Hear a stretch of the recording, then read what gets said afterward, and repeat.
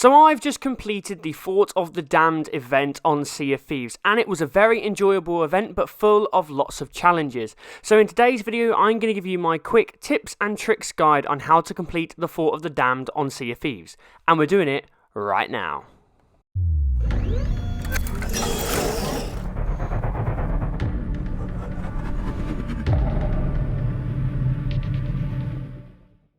Hey squad, Sykes here, and a kindly reminder that if you enjoyed this video then please make sure you leave a like, you head over to InstallationX and subscribe, and you hit that bell for notifications.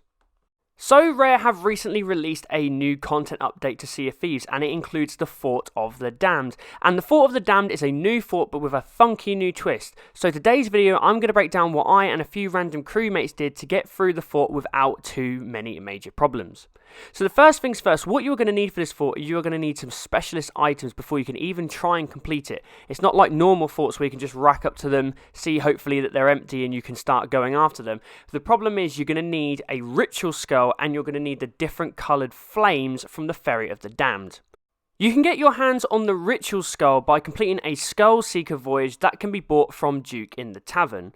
That bit's not too bad, but the more time consuming bit is the different flames of fate that you need to get from the Ferry of the Damned. This means that you're going to have to die quite a few times, get the flame from the Ferry of the Damned and bring it back to your ship so you can then take it to the fort. Now there are 6 different coloured flames, which means you have to die in 6 different ways. The green flame you obtain by being killed by skeletons, the blue flame by being killed by a shark, purple by snake venom or kraken venom, pink by another PvP pirate encounter, red from a volcano, and white by being struck by lightning. All very fun. Now once you're died, you've gone to the Ferry of the Damned and you've obtained those flames, you can then put them on the different lanterns on your ship and you can then sail towards the fort. Once you're at the fort, you then have to do 2 things. Number 1, firstly, you have to light all the corresponding coloured lanterns in the middle of the fort with the different flames that you have gathered. Once you've done that, the cage at the centre of the fort will then open and you can place the ritual skull on the body of the skeleton in the cage. And then the fort begins. Now once the fort starts and the waves of skeletons start spawning, you're going to figure out something pretty quickly. That is that all the different skeletons have different colours that correspond with them as well. Which means in order to make them weaker, you have to use the corresponding coloured lamp to shine at them so they become vulnerable, so you can then start attacking them and damaging them and then wiping out the waves. After you've done that a couple of times, wave after wave, you will then get yourself to a boss, which we'll get to in a second. Now a really good tip here is making sure that you work as a team. So if you do not have a mic, then make sure you try and communicate in some way, because communication is really key. The waves start off with 1 coloured skeleton per wave. That could be a green coloured skeleton, so everyone just gets a green lamp, shines it in their face, they get weak and you can start attacking them. But as the waves go on, there becomes a bit more of a problem and a challenge in that there are multiple colours of skeletons per wave. So it means that you might have 2 colours or even 3 different colours, so your teammates have to have the different coloured lamps to correspond with those skeletons in order to make them weak, if that's making sense.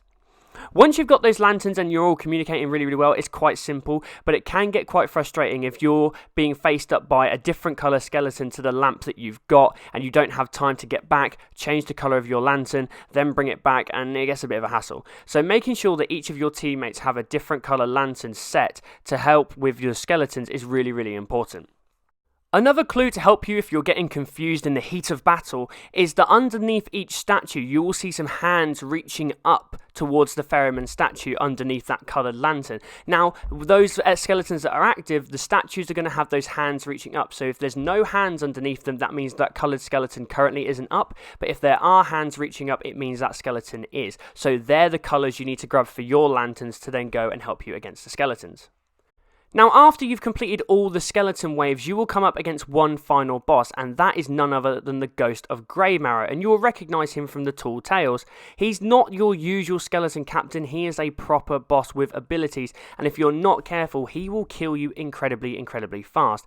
And he is also a massive tank and is able to take a lot of damage. So, Sykes' top tip is what me and my crew decided to do is we decided to lure him out of the stronghold and down to the shoreline.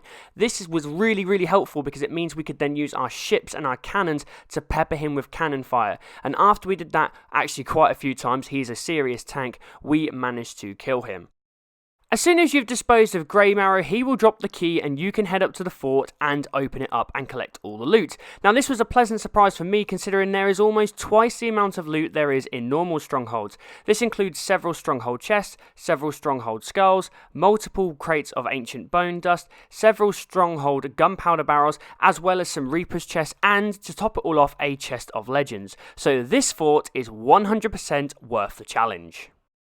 Well guys, I hope you enjoyed my quick tips and tricks video on how to complete the Fort of the Damned fort on Sea of Thieves. If you did, then please make sure you leave a like, you head over to InstallationX and subscribe, you leave a comment down below on your thoughts on how you got past the Fort of the Damned, and you make sure you hit that bell for notifications. Also, if you want to follow myself and the channel over on Twitter, then follow me at installation_ix, capital I, capital X, and remember, I'm Sykes, and for all things Xbox, stay tuned to InstallationX. Bye guys.